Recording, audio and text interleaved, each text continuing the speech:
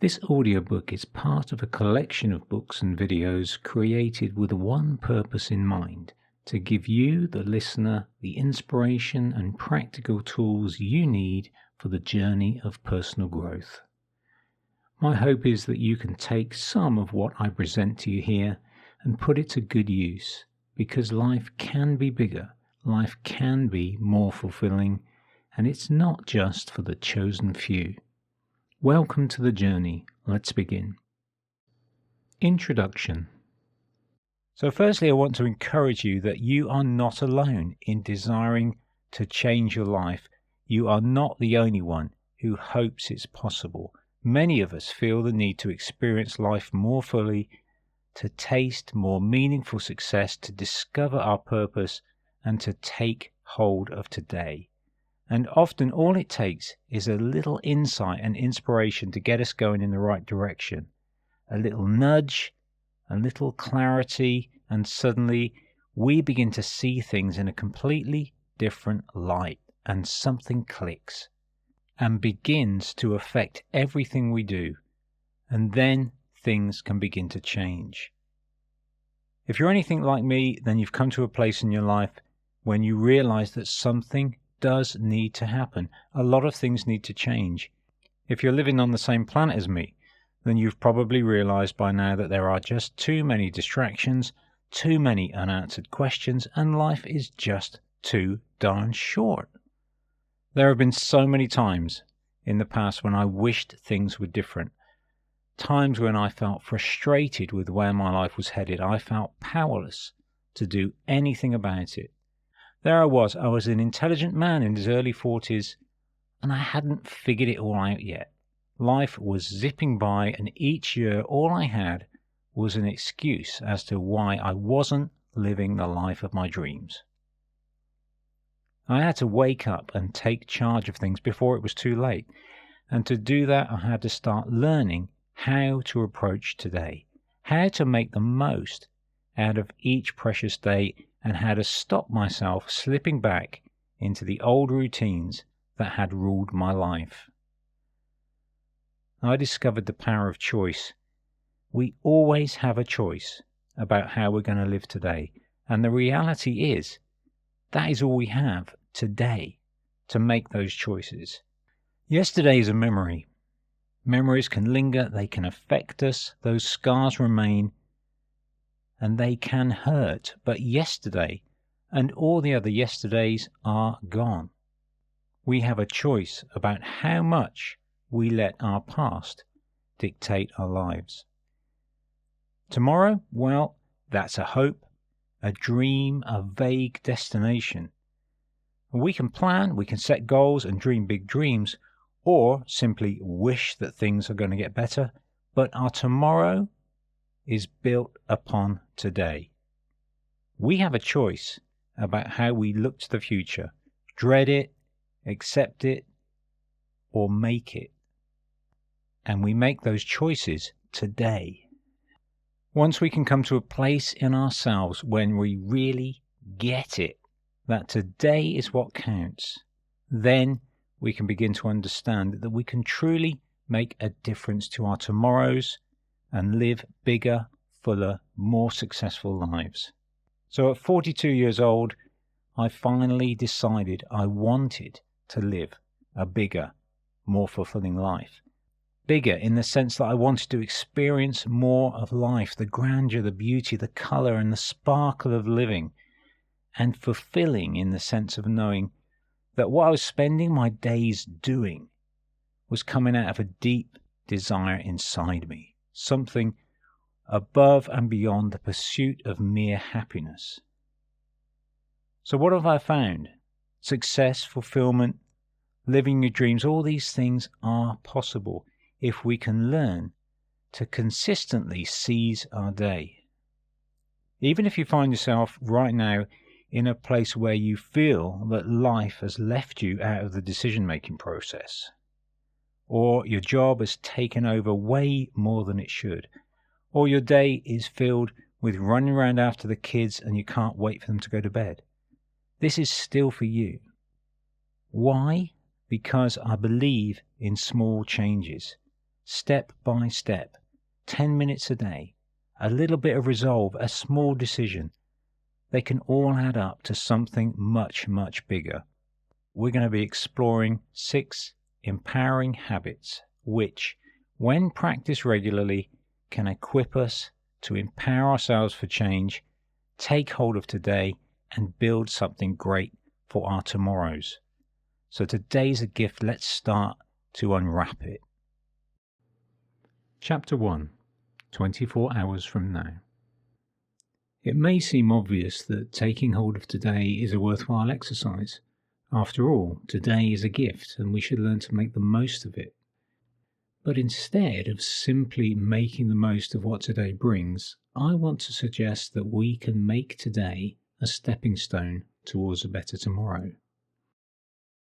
We all know that our past affects us, and learning to break free of regrets and mistakes is an essential part of growing into the person that we know deep down that we can be. But few of us stop to consider how this day affects our tomorrow. Why is it that we think that we can go with the flow today and tomorrow will finally come along with our dreams on a silver platter? If you think of your future as a smooth silver pool of water, then you can think of today as a rock that you can take hold of and cast into that pool. The dynamic effect of what you do today will send ripples into your future. Ripples that you'll be feeling the effects of 24 hours from now. I should maybe take a moment to clarify that this book isn't meant to magically transform your life by encouraging you to adopt some age-old mantra. We can all get out of bed in the morning and shout, "Seize the day," 7 times without anything happening in the slightest. In my experience, if you have dreams for a better future, then there is never any real substitute for intelligent, intentional action. What we do need to appreciate is what seizing the day does for us now and how that affects our tomorrow. Because willpower and self-motivation won't last, and waiting around for things to get better, no, that doesn't work either. But that's where I found myself back in my early 40s, waiting and hoping. I knew that someday things would get better. I knew that if I kept my head down, bearing up against all that life could throw at me, then eventually I'd come through. I'd see daylight, and there, waiting for me at the end of the tunnel in a golden glow, would be my dreams. And there was a big problem. Every day seemed to slip through my fingers like sand, and as the years passed, and my dreams never appeared any closer, little by little, I lost hope. The golden glow faded to a damp fog. I became resigned to my fate. It took one question to change everything, one simple but powerful thought about my future. I asked myself this question: if I don't change now, where am I going to be 5 years down the road? What I envisioned, what I could see, regret and disappointment, was enough to jolt me back to reality. I had to do something, and fast. What followed was years of learning, reading, trying new things, trying things out. Eventually, I could begin to see that my life was changing course. I started to notice that I was more positive about the future, that I started to dream again, that I could begin to see over the edge of this rut that I'd been walking in for so very long. But I still hadn't come to the point where I could truly appreciate the value of a day. And I had no idea about those ripples. This is the one thing I would tell myself if I could go back in time. Learn to appreciate the gift of today. I think back to those days when I worked in the corporate world, back in my 30s. It was stressful. There was a ton of responsibility. A lot of people depended on the job that I did, and I was good at it. Most of the time, I enjoyed the challenge, but many days I'd wake up in the mornings with this, oh no, it's Tuesday. I've got that meeting today and I have to explain why that happened. Oh no, it's Friday. Friday is always a nightmare. I hope we don't have that problem we had last week. But at least having an oh no day meant that I was alive. I was doing something important. People were counting on me. I was under pressure to deliver, but it meant that I was doing something. There's only one thing worse than an oh no day, and that's the O days. One of those normal days that you don't even think about. It's just another 24 hours that needs to be checked off. And the frustrating thing is that we are so very good at normal days. We've perfected them to such a point that our minds run on automatic most of the day. We don't think about the day ahead because we know it's going to be about the same as yesterday. We have it all figured out. We are experts at normal days. Of course, normal is safe. Normal is good. Normal is how we get through. Normal is where we are most comfortable. And to understand why we're comfortable, we have to look inside at what's going on in our mind. Most of our days are run on automatic. We don't need to think about driving a car or eating, breathing, or even doing our job most of the time because we have programs running in the background of our mind doing it all for us. We often refer to these programs as habits, and habits are efficient. Why think when you can just do things on automatic? So, if I wanted to measure the success of my life by how many days and weeks I could check off, I would be doing pretty well. I had everything under control. Get through the day, check. Get through the day, check. Wow, what a limited way to live. Fortunately for me, I eventually began to understand that today is where it's at. If I want more out of life, I have to do something about it today. If I want to experience more joy or fulfillment, or be more confident about the future, I have to act today. If I want to experience more joy, more fulfillment, to be more confident about the future, I have to act today. So what does making today count do for us? In the long run, it teaches us that we can be masters of our own destiny. It reminds us that we don't have to be swayed here and there by circumstances. We can take the wheel. Make enough todays count and your life will never be the same again. You won't need to wait around for your dreams, you'll be living them. 24 hours from now, you could be feeling the empowering effects of something you did today, a choice made, a decision reached. Or it could be just another day to cross off the calendar. I hope you're done with checking off the days. If you are, then I assure you that tomorrow is going to look brighter, not by wishing, not by hoping or pretending, but by taking hold of this day and making it count. Chapter 2. Why we need an oh yes. When I think back to those years I spent working in the 9-to-5 regime, I think most about the routine of it all. Only a few moments really stand out, such as first days, last days, the odd promotion. I see these as the grey days. A Monday morning would begin with a heavy, dark cloud and set the tone for the rest of the week, pretty much.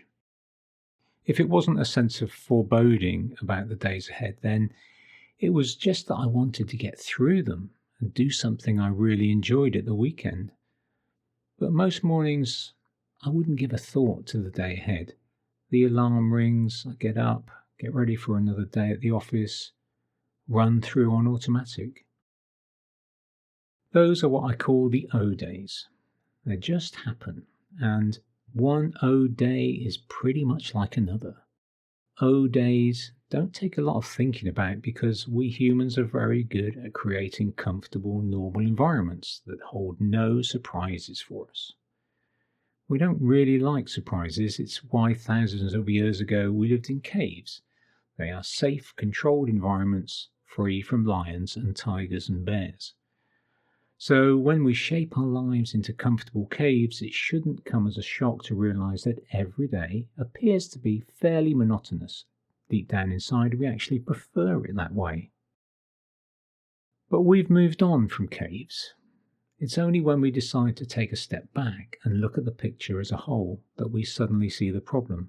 This kind of life is going nowhere. We all know that we have habits, good and bad. We all know that it takes 30 days to break a habit or form a new one. But what we don't always appreciate is just how much of our life is controlled by habit. Habits are the computer programs that run in the background of our lives, and they can so very often restrict us and even hold us back from experiencing a bigger life, because habits keep us safe. So most days we're at home in the cave eating leftovers, and we're content until it comes to hunting day and the chief says we're down on our quota for the month.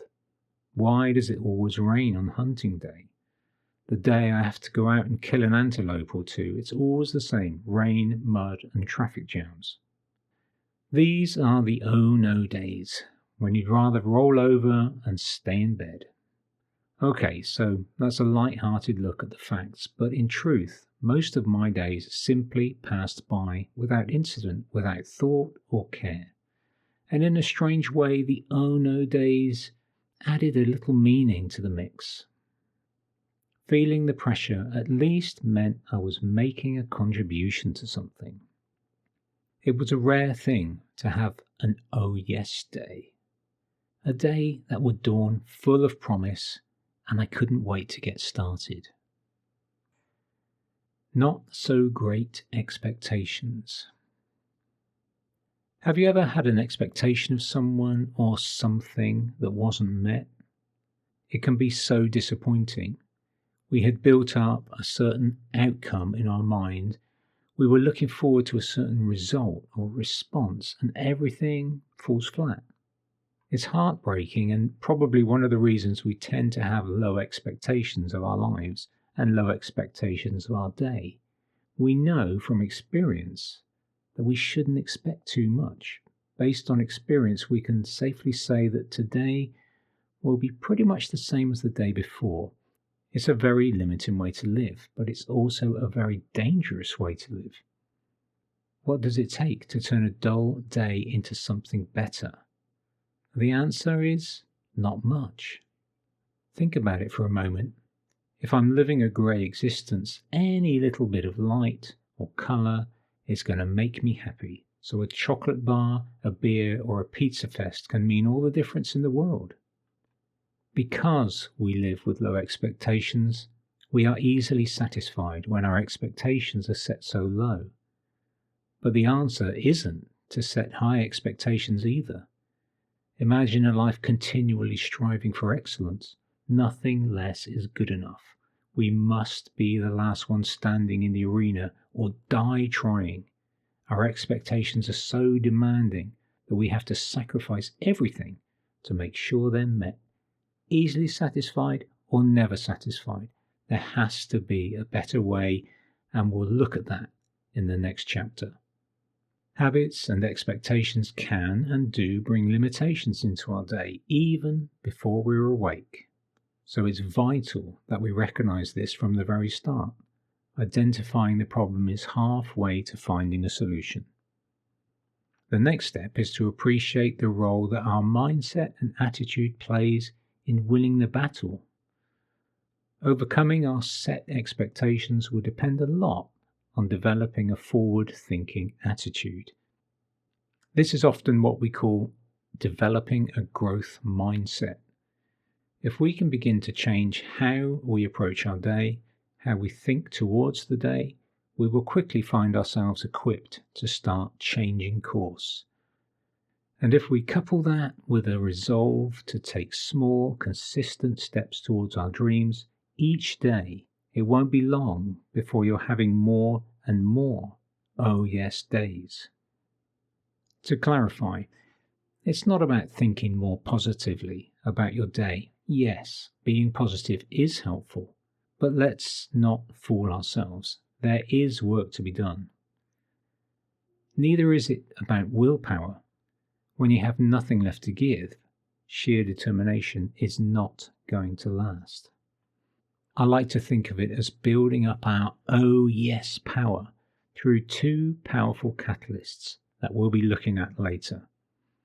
But just for a moment, think with me about what it would mean for you and your future once you've discovered that anything really is possible today and that you're fully able to make things happen. That is why we need to find our oh yes.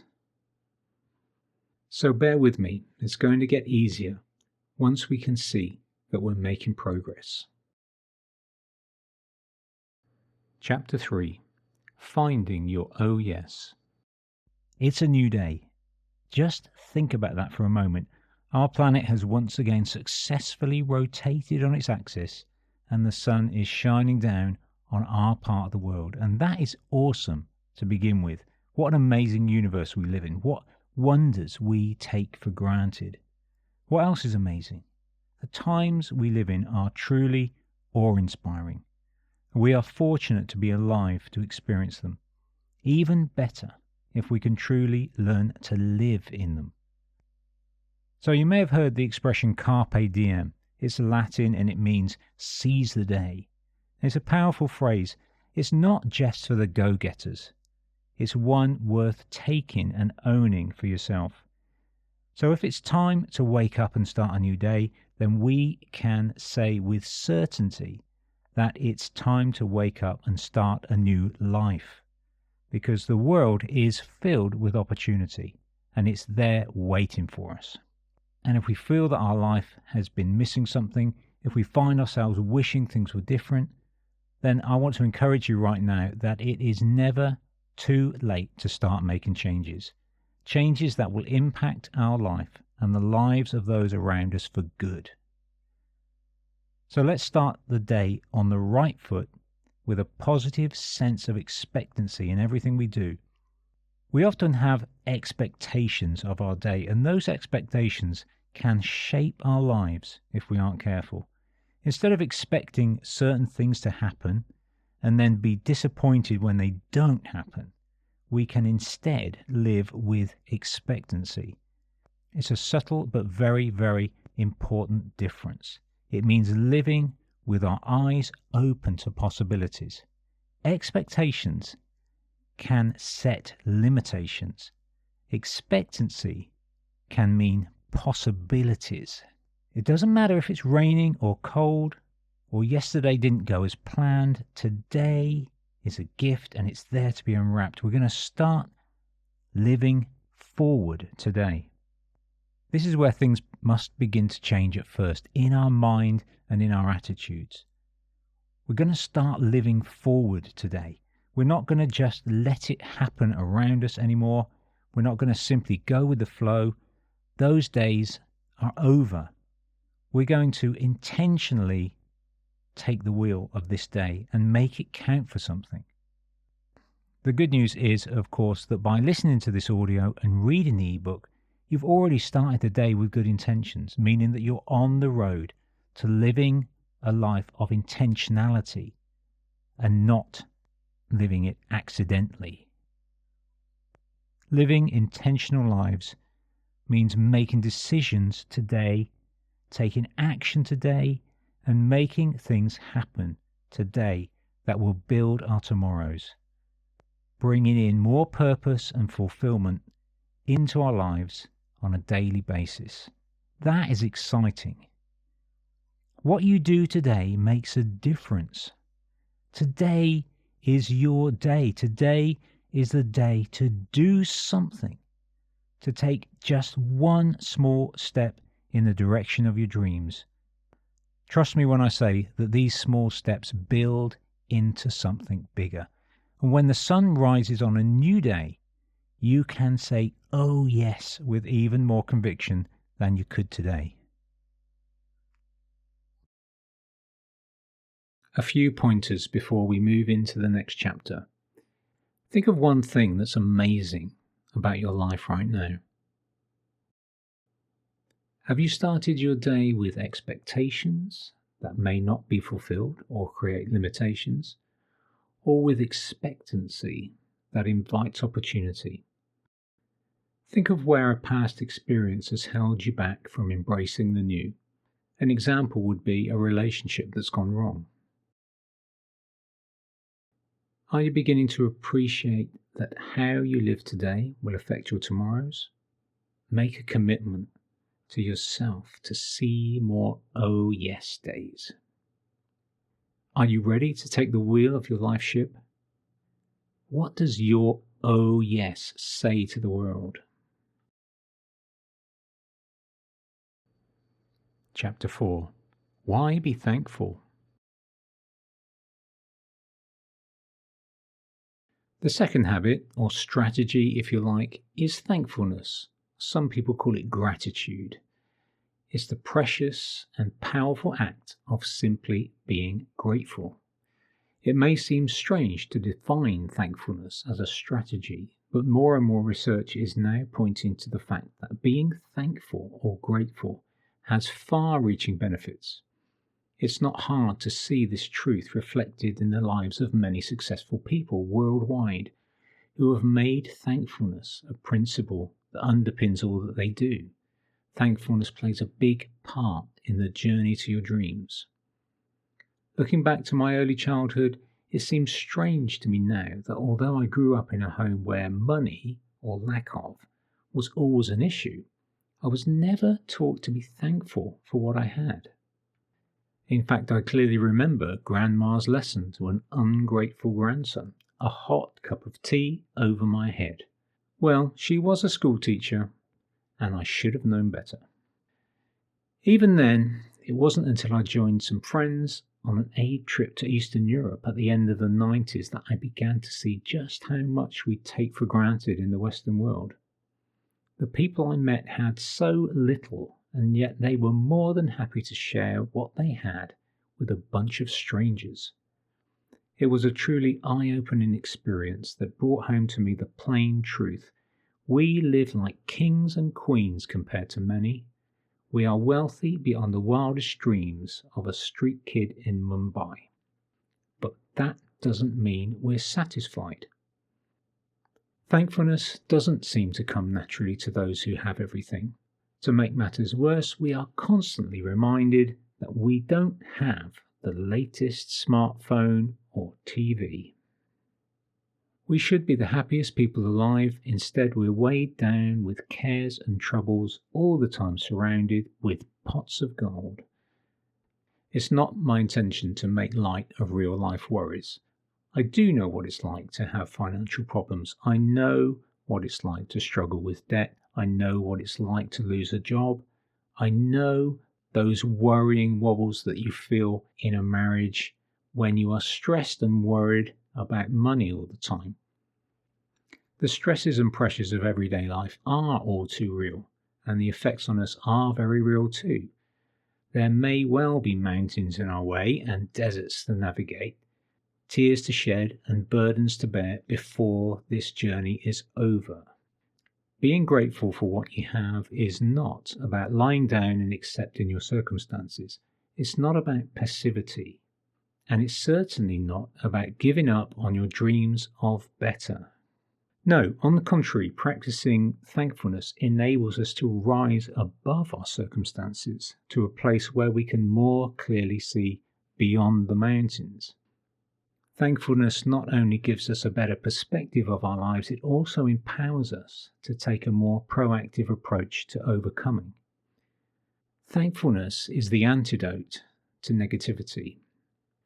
It's difficult to imagine a better life when all you can see are the obstacles in your way. We live in an imperfect world. There are always going to be setbacks. There are always going to be outside circumstances that we have no control over. There are always going to be unexpected turns in the road. There are always going to be obstacles in our way to some degree. But with thankfulness lifting us higher, suddenly we are able to see beyond the immediate. Yes, the obstacles are still there. Yes, the road ahead looks long and dangerous, but now I'm no longer focused on the problems. I'm looking towards the horizon. Cultivating thankfulness equips us to look beyond, enabling us to take our mind off the present immediate problems and silence the negative voices in our head. Suddenly, there is a way. There is hope beyond my present circumstances. This, I believe, is why practicing thankfulness is such an important part of the day for so many successful people, and why it can help us seize our day in a number of ways. Thankfulness is proactive. As I've already mentioned, thankfulness can lift us up enough to see over our current circumstances and our problems. It won't, of course, make them go away, but it will put us in a more powerful position when it's time to face those problems and deal with them. With thankfulness working its magic inside, our frame of mind is more inclined to look for solutions, for ways of moving forward, instead of shrinking back. This is what life transformation is about, equipping ourselves to overcome our circumstances and move beyond them. One of the fundamental catalysts to change, once we take the wheel, is to begin steering things through making choices and following through with resolve. That's a liberating way to live because it means we don't have to be victims anymore. We don't have to give in to any sense that outside circumstances or situations or people or influences are in some way going to dictate our day. This helps us cultivate a positive approach to solving problems. So when the time comes to face our demons, we are ready. We understand who we are, the role we have to play, and that we can win the battle. Thankfulness instills confidence. It's hard to be confident in yourself or your future when circumstances have been the same for so long. When you've been tossed about by the waves of life for years, it's easy to feel powerless and insignificant. And naturally, that's going to affect how we approach our day. Like a little boat floating on the open ocean, we are rocked and swayed by the winds and the waves. We don't have our sail up. We don't have the rudder in the water. We are at the mercy of the sea. We can't have confidence in tomorrow. We can't even change direction. Developing thankfulness is what puts our sail up, so that we can then begin to take control and prevent ourselves being swayed to and fro. If we're grateful for what we have, if we're thankful for the little things that make all the difference, and we're conscious of our place in it all, then it's difficult to be swayed. Okay, I have been tossed on the waves to and fro, but now I have my sail up. I can start taking control. We may not be able to be confident in our circumstances, but now that we can see beyond them, we can find a growing confidence in a better tomorrow. If I'm no longer allowing myself to focus on the problems, I can have a growing confidence that I will find a solution. And once I begin to see the growth and the change in me, I'll be even more confident that my life is changing course. And that's empowering. Chapter 5. Practicing I'm Thankful. Have you taken time lately to appreciate what you already have in life? All those things that you take for granted, like freedom and coffee and Wi-Fi. I could go on and on, of course. Most of us in the Western world have more than enough food, more than enough toys and gadgets. We should be the happiest people ever, but instead we spend our precious days chasing after more and more. We are discontented. This second tip is an exercise in appreciation. It's a time to pause for a moment and look at our lives from a different perspective. And when I say pause, I really do mean pause. Stop the clock for 5 minutes. Put your phone into flight mode. Find a quiet place and take a deep breath.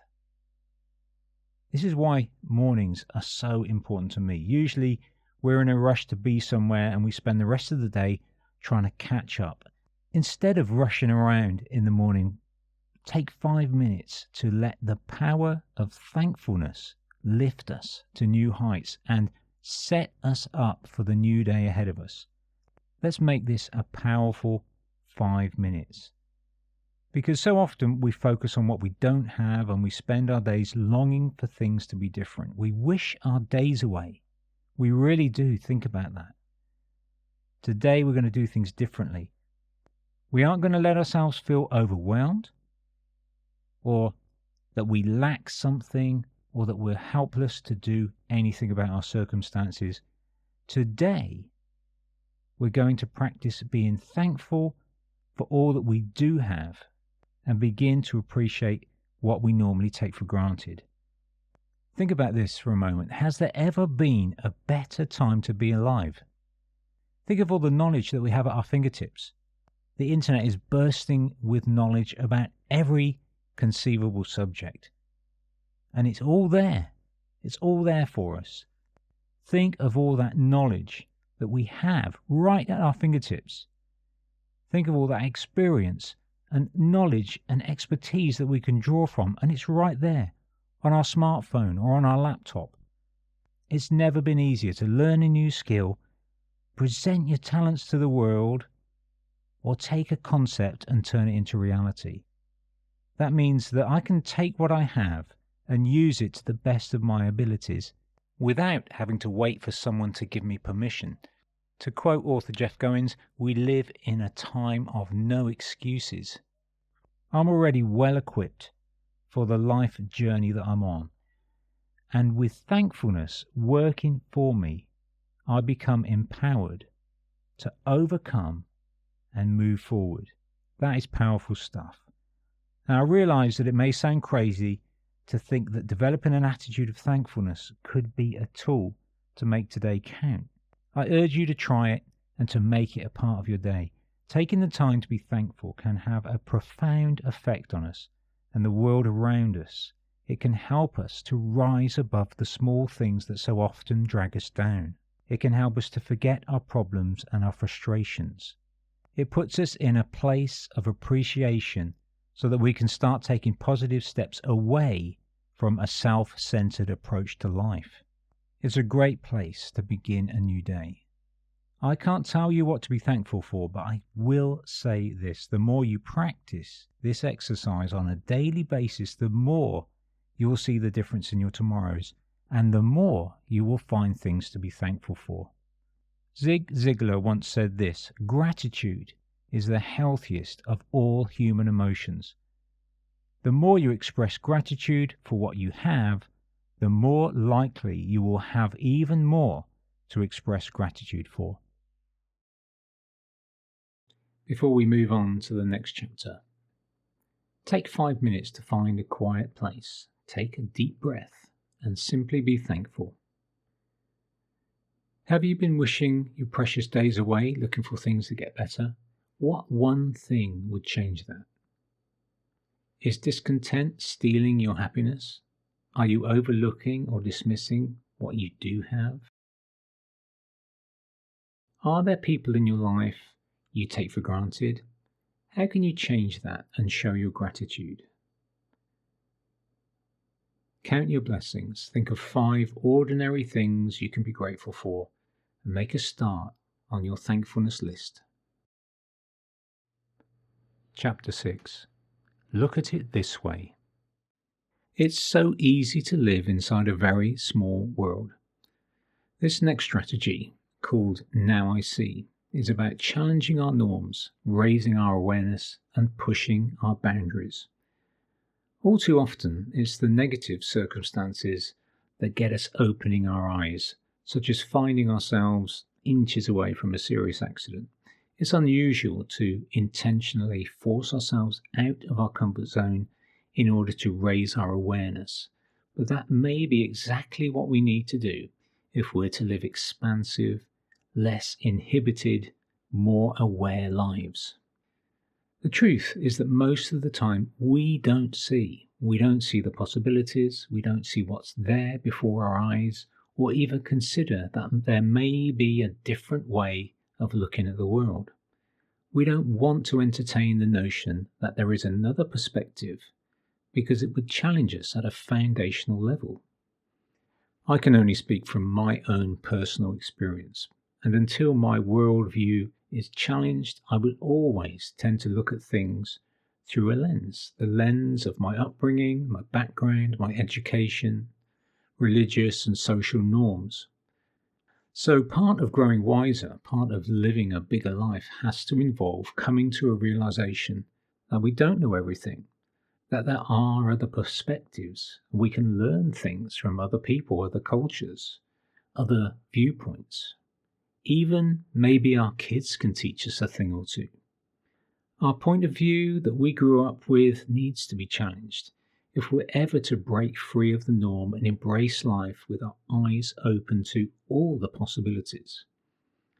We all have limited views. We all have boundaries we don't stray beyond, and expectations that limit our experiences.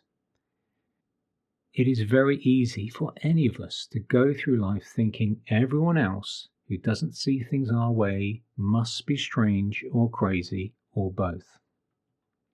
Of course, that is a very narrow way of looking at life, and if we don't believe that others have something valuable to say or that other ways of looking at things are equally valid, then we are keeping ourselves in a very small world. If we are to be wise, what we consider normal may have to change. Old attitudes may have to die, and the boundaries in which we live may have to be expanded. If it's true that I can change, which we looked at in the first couple of chapters, then with the Now I See strategy, we can begin to accept that we have to lose something of ourselves in order to gain the key to open new doors of possibilities. Challenging attitudes and beliefs. Attitude, mindset, beliefs, all these are connected and none are set in stone. We can do something to change them if our desire is strong enough. In the wise words of Yoda from Star Wars, you must unlearn what you have learned. So remember that we decided to start our day with, oh yes, things can change. There are possibilities. And we've practiced being thankful so that we can see over the obstacles before us. Now we can begin to approach things differently by stepping out of our comfort zones. Stepping outside of our comfort zone is one of the most challenging and profound things we can do. The moment we find ourselves in unfamiliar territory, all our senses are on overdrive. We're more alert, more attentive, and more aware of our surroundings. We're doing the best to learn all we can in the shortest time possible so that we can respond in the best way. Not like life in the comfort zone. You may remember that I talked about the scripts and the programs that we run most of our days on. Usually, they are there to keep us safe and ticking along efficiently, but they also keep us within safe boundaries. Psychologists have understood for many years that we respond to certain circumstances and inputs in certain ways. We have a set of pre-programmed responses so that we can make quick decisions, and most of the time they are there for our safety. So it's a good thing. When we're driving a car down a busy street, we don't have to analyze every single piece of information hidden in our brain. Most of our responses are pre-programmed. But it also happens to be how we live most of our waking day. Remember what we covered in the Oh Yes chapter? So the downside is that when we decide that we're going to push our boundaries, when we decide that we want to grow as a person, to raise ourselves to a new level, these programs in us are challenged. And if we are not aware of them, they will work against us to bring us back down to earth again, back to where it's safe within normal operating parameters. We have to recognize that often the voice of reason is really just our safety mechanisms coming into play. The good news is that just knowing that some of these things are there is the first step to breaking free of them. Healthy discontent. I'd like to bet that deep down inside you right now, there is probably something stirring. You find yourself agreeing that something has to change. It's what I call healthy discontent. Somehow, this is how it's always been doesn't sit well with you anymore, and somehow it's becoming clear to you that who you are right now is not enough to take you to where you want to go. That can be frustrating if you don't believe things can change. You could end up feeling that you just don't have what it takes. That's why I'm giving you strategies that build on and support each other. And by the way, you do have what it takes because you take it one day at a time. So you're beginning to understand that to discover new horizons, you're going to have to take steps beyond your known comfort zone. The time has come to leave behind what's safe and comfortable and become a pioneer. That's why we need an attitude of now I see. So next we'll look at how to make it part of our day. Chapter 7. Now I see. Have there ever been moments in your life when you suddenly see something that's been there all along, and we ask ourselves, why haven't I noticed that before? The answer is that we probably have noticed it before, but we haven't been conscious of it. We haven't been aware. We live so much of our lives on automatic, which is usually a good thing. We don't want to think about breathing or eating or walking, but we have to be careful. We aren't machines. We can be so set in our ways that we go through the whole day without a second thought, and when the sun rises on a new day, we play the same old script once again. If we are to truly seize our day, we must have a real sense of the present, and we do this by practicing awareness. Awareness is a success trait that simply allows us to see things more clearly so that we can grow into the better version of ourselves.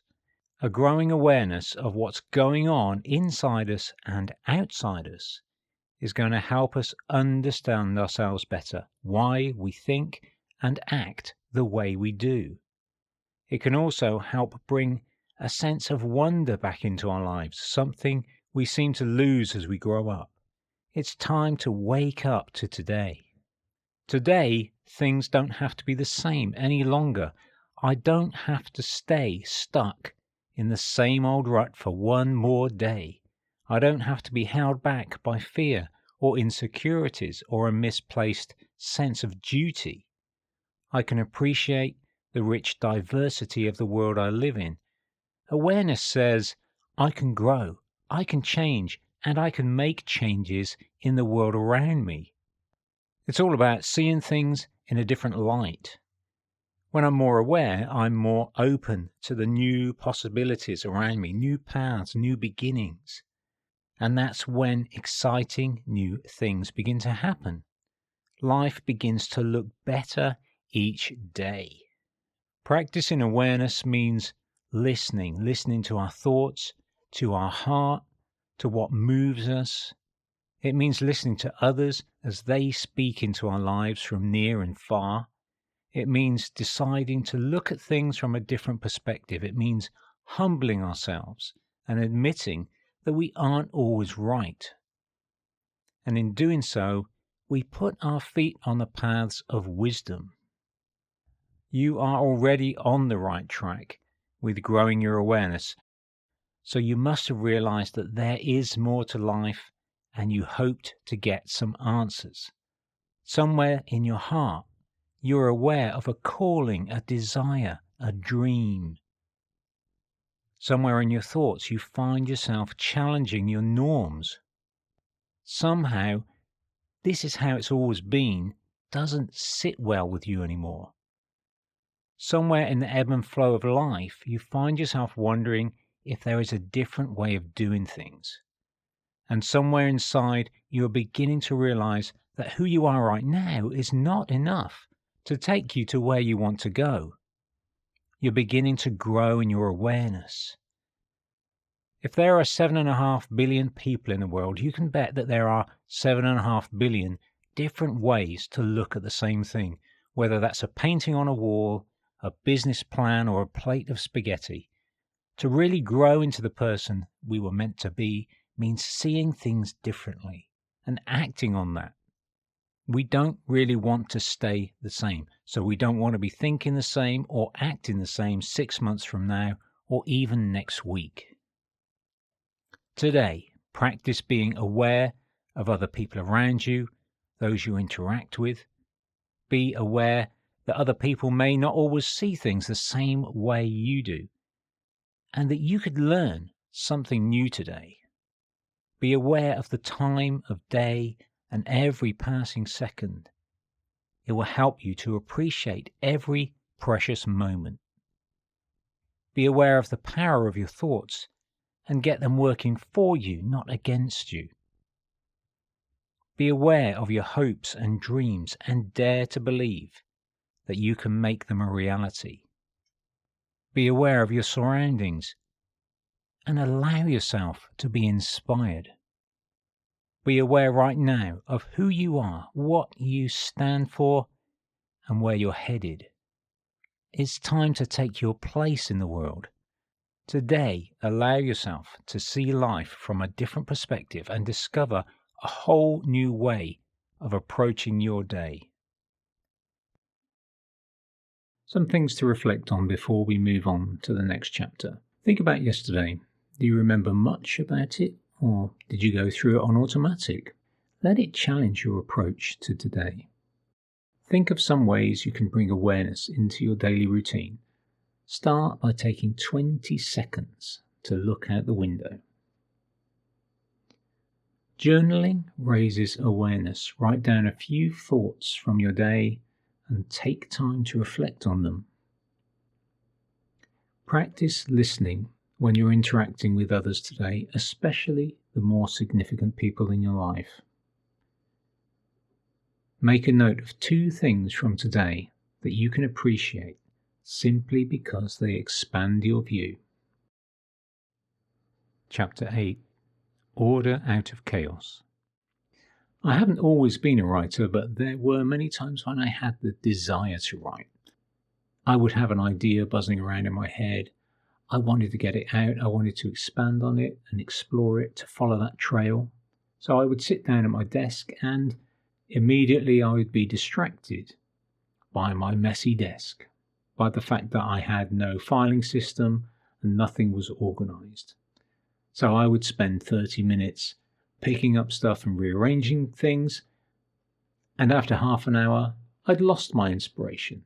Any flow had dried up. I'm defeated by the clutter, and I know it's going to come back. When you're prepared, when you have removed the clutter and cleared your desk, then there is purposefulness, a sense of direction. It's no longer just another week ahead, just another Tuesday. There is actually a purpose to this.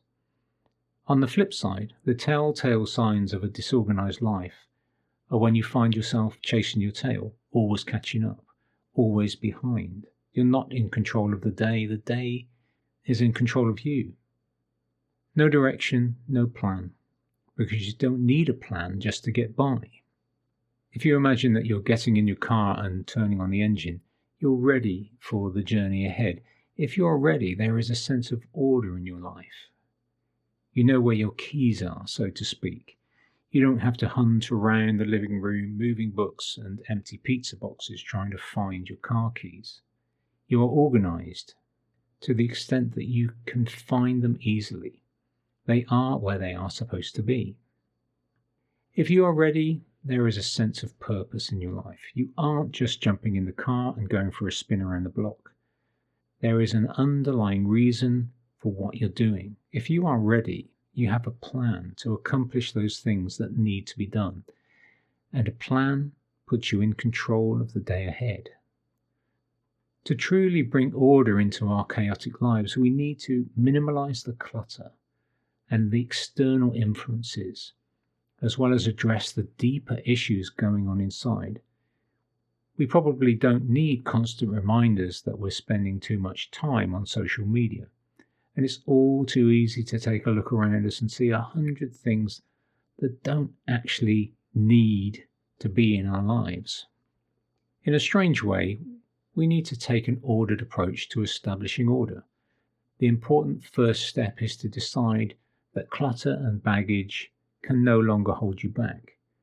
Chaos is not just an external issue. We should all look at the emotional and spiritual sides of our lives to make sure we can find peace and order at the very heart of things. If you lie awake at night going over situations and conversations in your head, replaying past mistakes or planning for future confrontations, then it's highly likely that there are unresolved issues that are robbing you of your peace. Emotions don't always make themselves as obvious as a cluttered desk, and it's outside of the scope of this book to talk about how emotional and spiritual baggage can be dealt with effectively. All I will say is that our emotional and spiritual sides are very real, and we need to treat them with the utmost care and respect. The reactive life. How do we establish a flow to our lives instead of running around chasing after things all day and being swayed each and every way, a slave to the day? A reactive life is when we find ourselves reacting to everything that comes our way. This happens and it sets us off in one direction, then something else happens and we're going in another way. To move forward from here, we have to find a natural flow in our lives again. Instead of a reactive life, we need to be in control. Instead of getting by, we have to take the attitude of making things happen. So we need to assess our lives to make sure we're making room to grow and making room for our dreams. My life completely changed the day I started using a weekly plan. Imagine how empowering it can feel to start your week knowing exactly what you need to do, what needs to happen and when. Making room. If you had a dream of becoming a professional writer one day, it's no good waiting for that day to happen. You would have to do something about it. To become an author, you would have to write a book, and if that's ever going to materialize, you would have to make room in your life for writing. That means making sure that when you sit down at your desk, there are no distractions. It's a matter of turning on the laptop and typing away. If you dream of making a living as a photographer, or as a coach, or as a yoga instructor, the same rules would apply. Make some room. Think about it as removing the excuses. Get yourself to a place where you are so organized that you are practically inviting your dream to come in and take up residence. I recently planted some sunflower seeds in pots, and after a week the seedlings had already pushed through the earth and were growing nicely. Before the summer arrives, they will be a meter tall and beginning to flower. In a strange way, it takes a kind of faith to believe that I can take one of those seeds, plant it in some earth, water it, and in a few months it will have grown into a tall, beautiful sunflower that will be attracting birds from all over the place looking for a quick lunch. Why does it take faith? Because when we open that packet of seeds, we don't see sunflowers. We only see the promise of sunflowers. Believing in something you can't see, you take those first steps to plant and nurture a seed.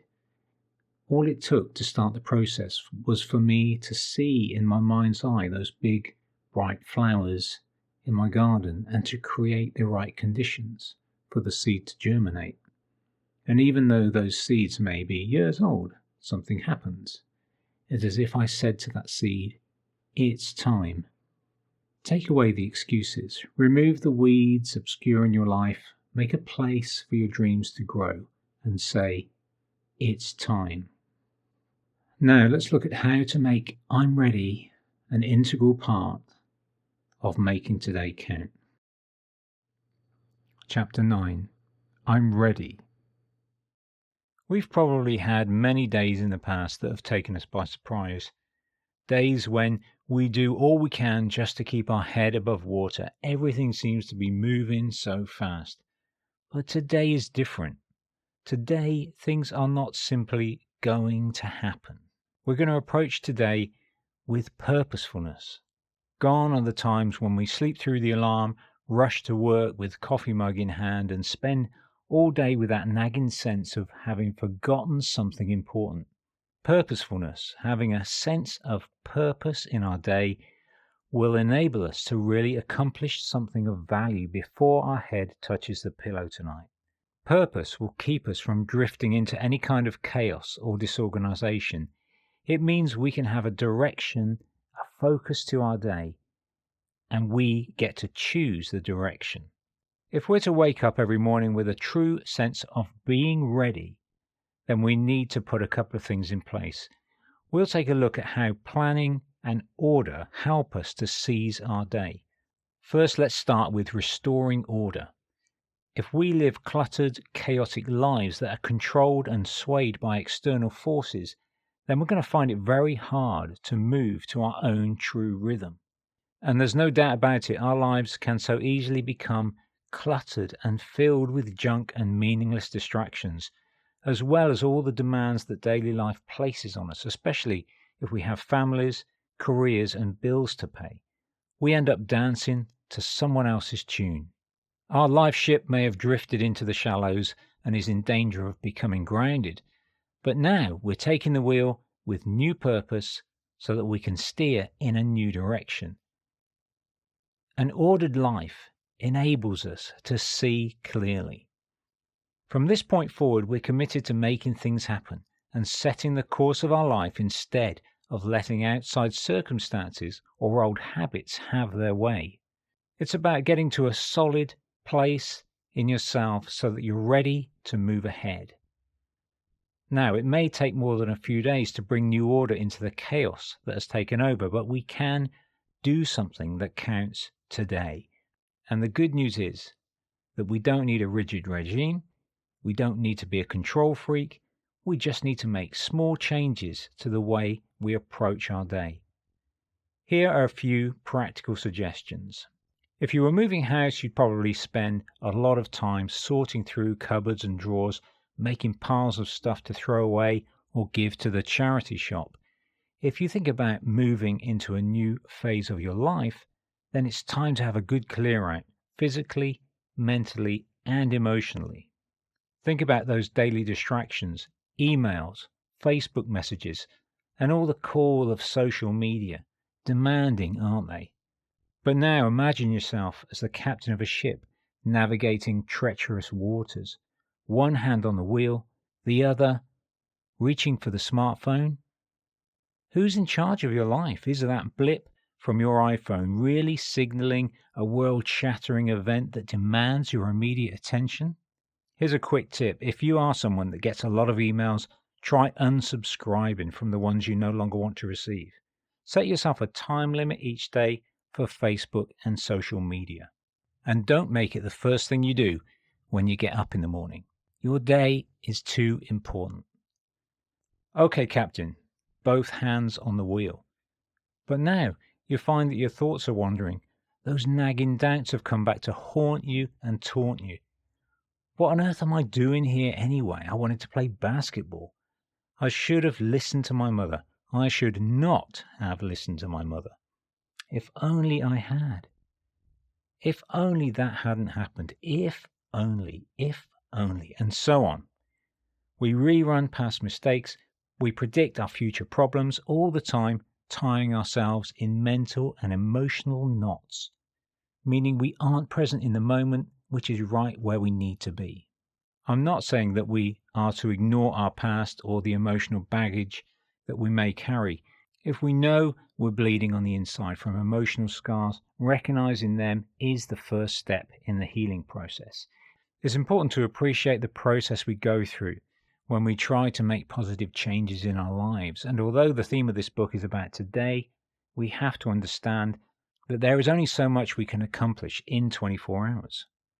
If you know that there are deep-rooted hurts and battle wounds and bruises there that are still shaping your todays, make a special life-changing decision right now to seek healing and consult a trained professional who will be able to advise you. There's no shame in that. You are beginning to take your life seriously. So then, we may not be able to completely eliminate distractions or doubts in our lives, but limiting them will allow more order to settle into place. So simple planning is the next step. Don't start another day without first planning to accomplish something for yourself. One thing that will give you a sense of achievement, no matter how small. Remember this, planning brings purpose. It doesn't have to be complicated, but if planning doesn't come naturally to you, then it will take a little time to form a new habit. Don't let that put you off. A simple plan for the week ahead means we can start the day knowing exactly what has to be done, what can be left until tomorrow, what needs our attention and what doesn't. From the moment we get out of bed, our minds can be working on the day ahead. We have a sense of order and things begin to flow. We can start to own the day instead of the day owning us. Owning the day will bring a sense of purpose into all that we do, and purposefulness is a powerful motivator. We begin to see that there's a reason to all this activity. We aren't just drifting along, but actually accomplishing things by moving in a specific direction. There's a growing sense of possibility. Once we bring purpose and direction into our day, we're empowering ourselves to get things done in a timely manner, ensuring that there's room for us to grow and change and develop. Quick tip, set up a simple checklist on your smartphone, use a reminder app or a calendar to help you organize your day. So with purpose comes direction. When our purpose is our focus, then we can begin to set our course for a new life and take small steps of change in an exciting new direction. Let's get ourselves ready for the road ahead. Are you ready for things to change? Are you ready to take the wheel? Are you ready to start pointing your life in the right direction? Are you ready to bring order out of the chaos and see good things happen today? Remember, planning and purposefulness are different to aiming for goals and dreams, but they are related, so we'll look at them in the next chapter. Some things to reflect on before we move on to the next chapter. Are you feeling on top of things? How can you make some small changes to bring more order to your day? Uncluttered life. Set aside specific times to check emails and social media. Have a clear out this weekend. Limit the junk. Unsubscribe. Sometimes things just need to get done. Use a simple week plan to make sure that you know what you need to do today and what can be scheduled for tomorrow. Remember the sunflower seeds. Is it time to believe in an old dream? Chapter 10 of Dreams and Goals.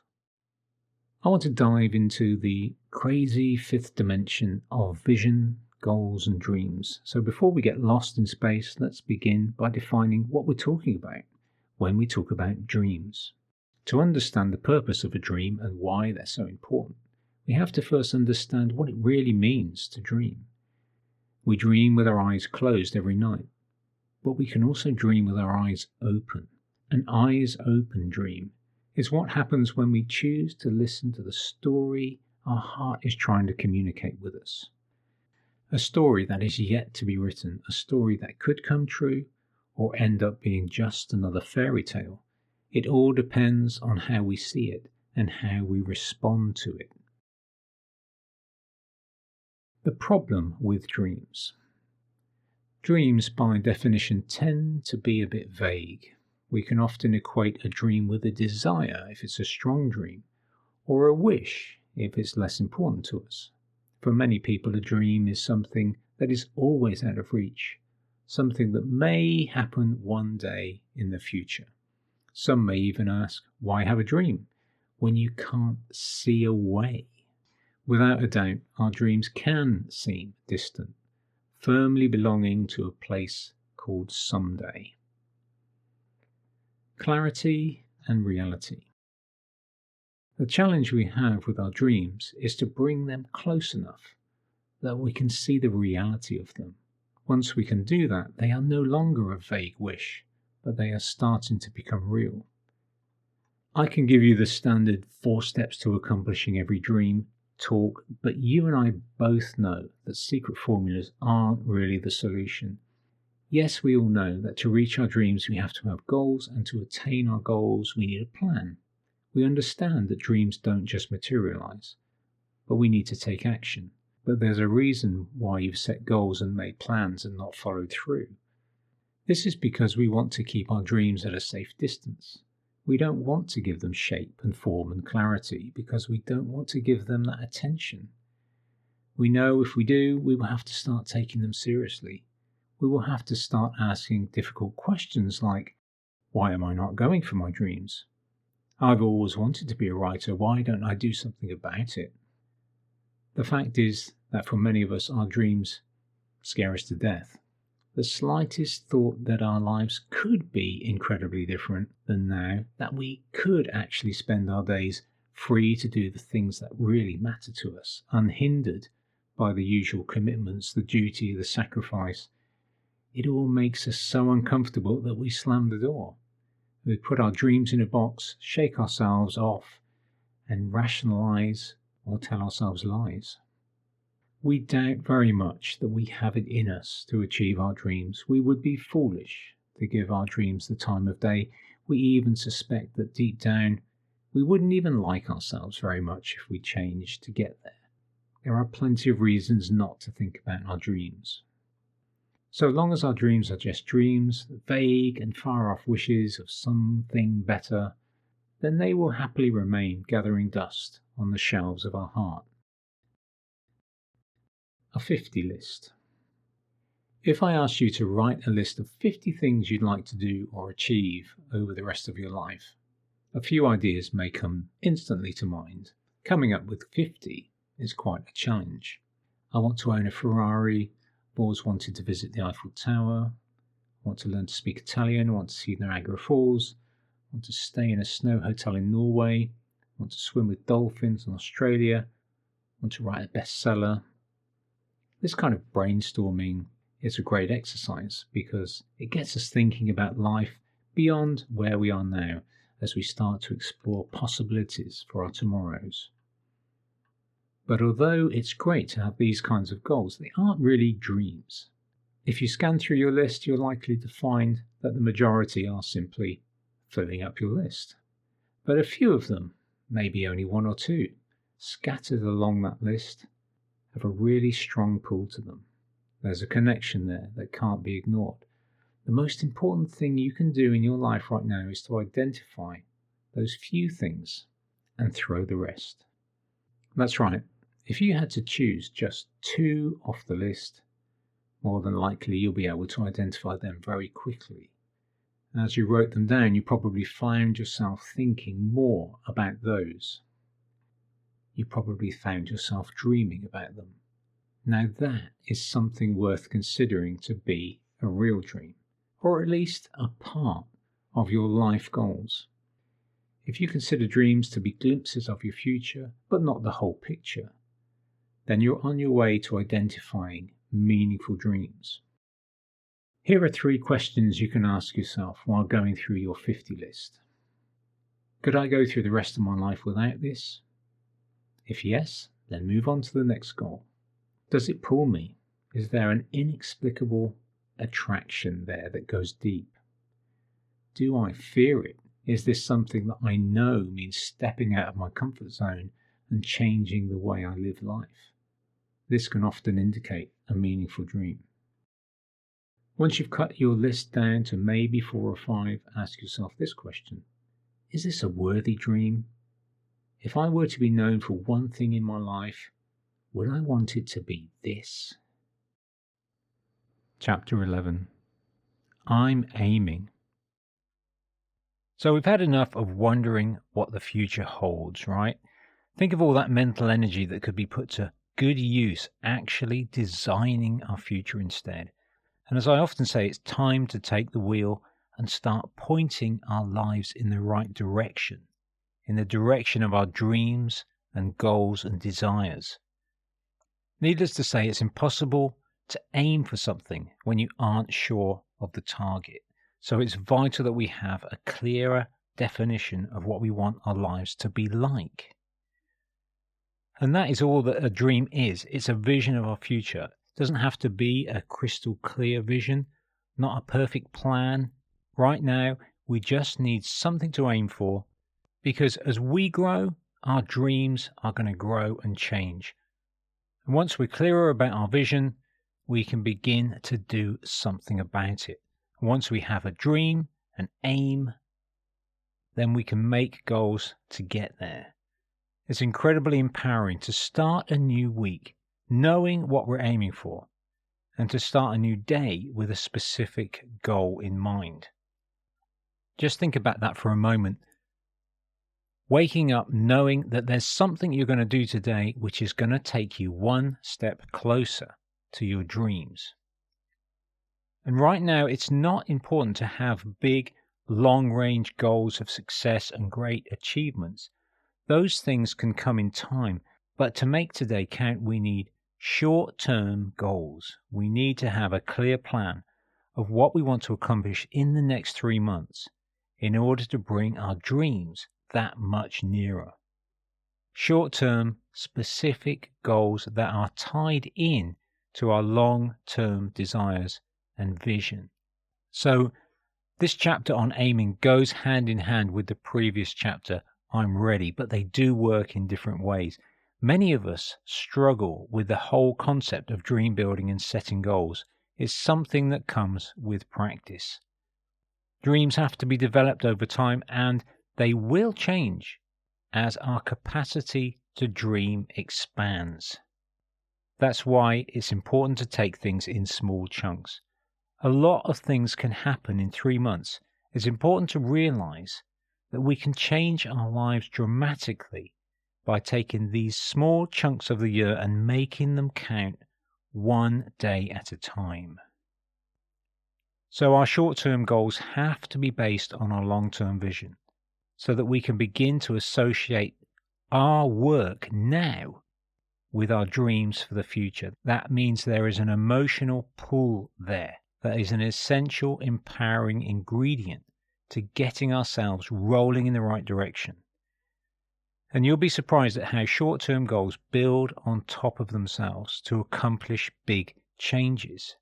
So seemingly small tasks that can be completed in days, such as setting up your home office or developing some kind of reading plan or fitness regime or starting a blog, these things have a huge impact on other areas of our lives, and that's what we're after.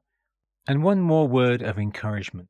At the end of the day, it's not really the arriving that counts. It is today in the journey where you will discover your purpose, realize your potential, and find new fulfillment. If I need a reminder of how powerful an aim and a goal is, I always think of the best-selling author John Grisham. Working crazy hours as a lawyer, John Grisham had one aim each day, and that was to write one page of his book. And that simple approach paid off big time. What are you aiming for today that would take you one page closer to your dream? So to recap on this chapter, have a long-term vision for the future and make sure you write it down. Have clear goals for the next 3 months and make sure you review them every month. And know what you need to accomplish today that's going to take you one step closer to your dreams. Chapter 12, Wheels in Motion.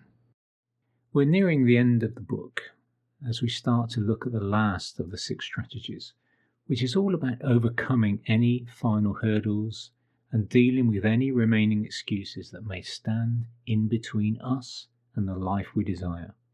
It's worth remembering that since starting this book, you've moved forward. The more you make the 6 habits a part of your daily routine, the more natural it will become. In a sense, everything so far builds up to create momentum. If, up till now, your life has been at a standstill or just ticking along, then the 6 steps don't just give you handy tips, to get you moving forward. They create a momentum. I'm reminded once again of one of the underlying principles I worked with in writing this book.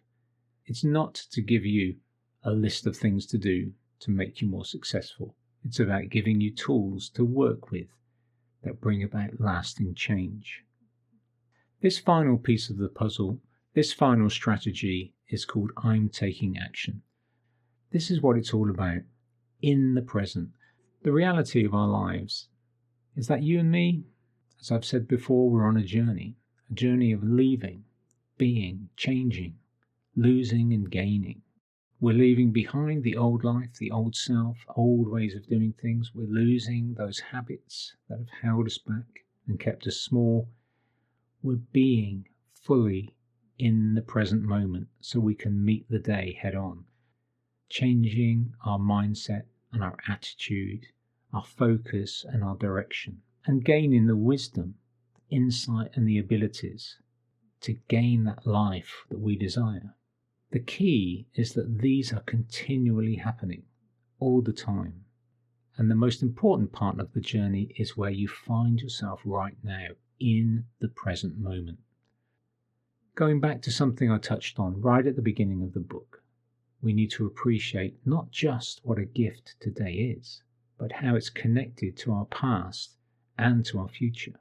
If in listening to this book you have found yourself better equipped to make the best of this day, then that would be part of my goal accomplished.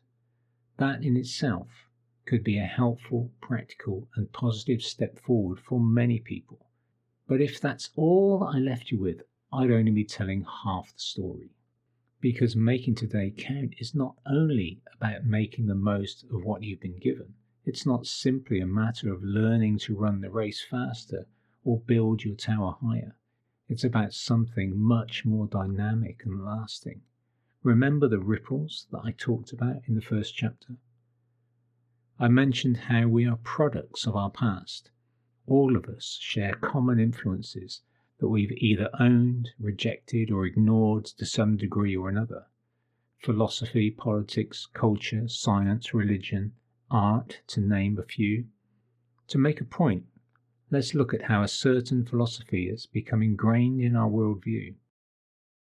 In the 18th century, the influential French writer and philosopher, Voltaire, came up with a wonderfully simple way of looking at life. I'm not sure if he was the first person ever to arrive at this particular philosophy, but to demonstrate its power, I wonder if you'd mind finishing this quote for me. Each player must accept the cards life deals him or her, but once they are in hand, he or she alone must decide. Now, I'd like to bet you could finish that sentence easily. You know how it goes. You've heard this saying or something similar numerous times before.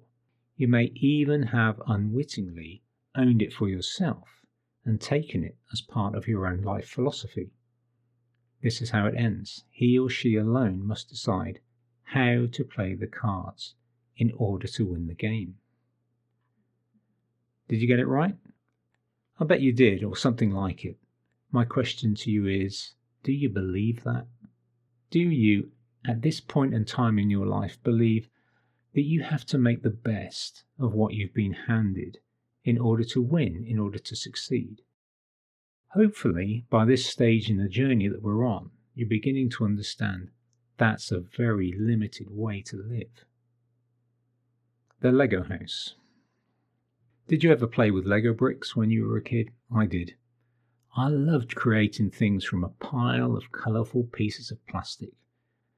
Every time Mum or Dad placed the box on the rug, the challenge would be to see what's possible with those bricks.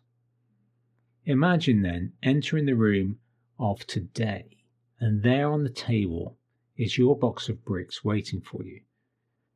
This is now your life. Every day you get to walk in and see what you can do. Some of us would reach for the instruction manuals.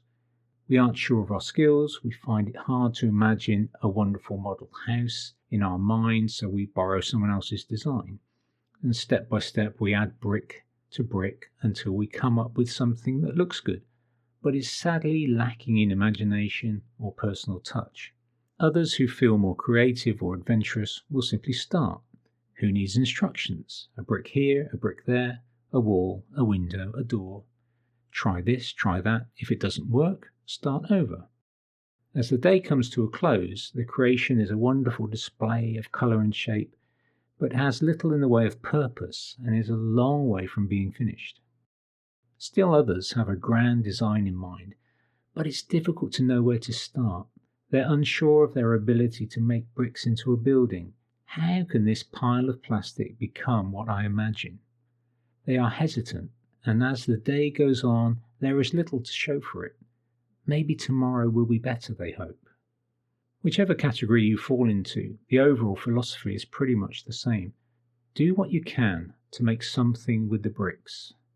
Because that's what Lego bricks are for, making things. So the moment we enter the room and see the bricks, we know the rules. But if there's another way? In my early days, I was very much a kid who would want to try anything. But as I grew older, I wanted results more than I wanted adventure. So I opted for a life by the book, following along to another man's plan. It's only in recent years that I changed the rules. I'd like you to see the bigger picture with me. Walk into the room once again. What do you see? A box of bricks on the table? What else is in the room? I'll tell you. It's you. You, with all that you have inside you and all the possibilities you hold to not only make something of today, but make your today.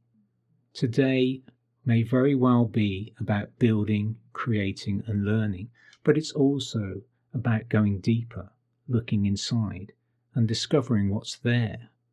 Today you can sing as you build. You can dance as you build.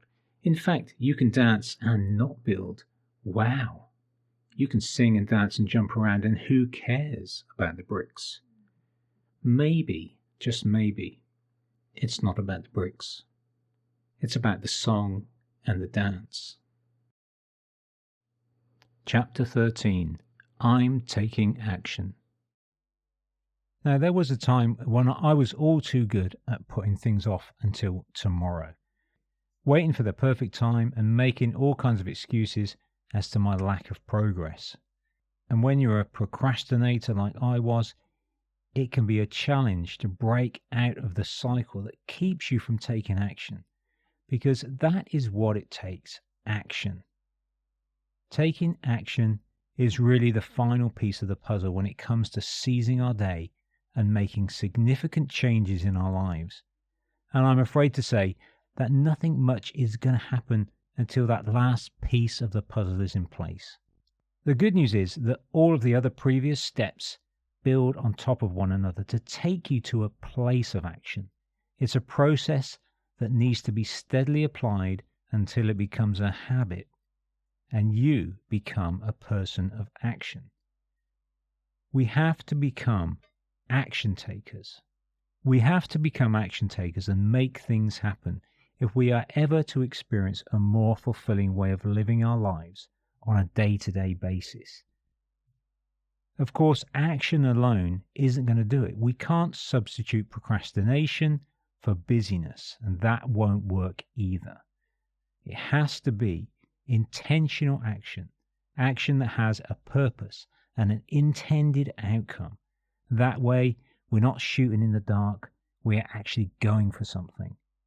We've talked about having goals. Specific short-term goals are the best thing to get us focused, but focus won't turn a goal into reality. There are a few things that will help us to take that final step and actually pull the trigger, as it were. Find the one that works for you and apply it to today as if your life depends on it. The first of them is inner drive. When we finally decide to tune in to our deepest desires and dreams and respond to them through creating goals, this can have a profound effect on our lives. It really is life-changing. Create goals with a big enough emotional attachment to our dreams, and we'll find that we are self-motivated to take action. And this is by far the strongest and most positive motivator. But it can take time to really allow ourselves to listen to those desires. You can also think of it as your reason. Know your reason. I'm doing this because. The second is rewards. Sometimes things just need to be done. We need to work a job that we're not interested in. We need to clean the house. We need to tidy the garage. It's hard to find the motivation, but these things have to be done. So we make sure that we reward ourselves. And having a rewards system to encourage us is a great way of creating forward momentum. Just make sure that the reward is in proportion to the task. So cleaning your house may get you a chocolate bar, but taking action to build yourself as a person, to build your future and to move towards your dreams, that's going to get you something more meaningful. And the third is reality. If inner drive and rewards aren't powerful enough to motivate us to start taking action and take control of our lives, then we need to look at the reality of the situation. Now I realize that some people get upset when they're reminded that they aren't going to live forever, but the truth is that we cannot keep putting things off until tomorrow. We only have today to make a difference, and we need to learn to make every one of our todays count for something. Intentional action taken from a place of positive expectancy, built on a life of order and backed by solid decisions, will unlock the door to your dreams. I know that some people want magic formulas. I know that being able to attract good things into your life sounds great. But I hope and I pray that you'll join me in actually doing something that is going to make a positive difference. Take these 6 empowering habits, make them yours, own them, and they will continue to provide powerful strategies that equip you to make today the best day ever. What a day today can be! Each morning you wake up to a new today and decide to seize your day. You are making it count for something. You're building something good and new and amazing for your tomorrows. I want you to experience life more fully. I want you to live your dreams and discover the joy and fulfillment that comes from pursuing a better version of yourself, and with it the passion that springs from finding purpose and direction like never before, with a heightened awareness of the amazing world around you and your place in it. It's all there before you on the journey, and it starts today. Just one step at a time, making one day count, and then another, and then another. Are you with me? My words may not be strong enough to motivate you, but I know that your dreams can be. And I know for sure that I'm going to continue to speak words of encouragement to you if you'll let me. Because it's worth it. You are worth it.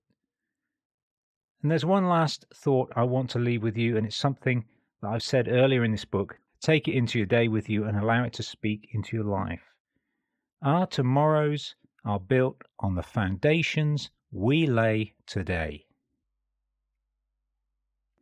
So to wrap up on chapter 6, it's all about intentional action. At the end of the day, we have to take action if we are going to accomplish our goals and reach our dreams. But it's a step-by-step process. One step each day is enough to make a huge difference.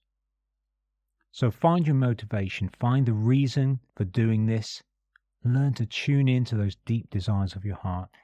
Think how to reward yourself for taking positive steps, and write out in your own words your intention to seize the day, to live forward, and to make every day count. Chapter 14. Final Thoughts. Before you head off to make your day count, I want to leave you with some final thoughts. I don't know where you are in the world. I don't know your specific circumstances or any of the important things that are happening right now in your life. I don't know what challenges you're facing or what successes you've been able to celebrate. What I do know is that in some ways we share common ground, and that's enough to make us companions on the journey. If you've decided that you need to make some changes in your life, then you've made one of the most important decisions ever. And I want to congratulate you, because so many people will think about it but never decide to do anything about it. Because you've reached the end of this book, I can kind of tell that you are someone who will do something about it. You're determined to gain as much as you possibly can from my words, and therefore you see the importance, the significance of what's taking place in you right now. It's that deep need and desire to change direction that took me from a resigned to my fate man in my 40s to someone who is living and loving a bigger life, full of possibilities, experiencing personal success and positive growth in whole new ways I could never have dreamed of. Learn to make today count, and you're on your way to unlocking your true potential, discovering your life calling, and living the reality of your dreams. Make enough todays count, and the future you dream of will come faster and easier than you ever thought possible. Why? Because you're finally broken free of the powerless days of hoping and waiting, and embraced a life of purposeful, intentional action. To draw to a close, look out for my new audiobook, The Invitation. Thank you for listening, and here's to making today your day.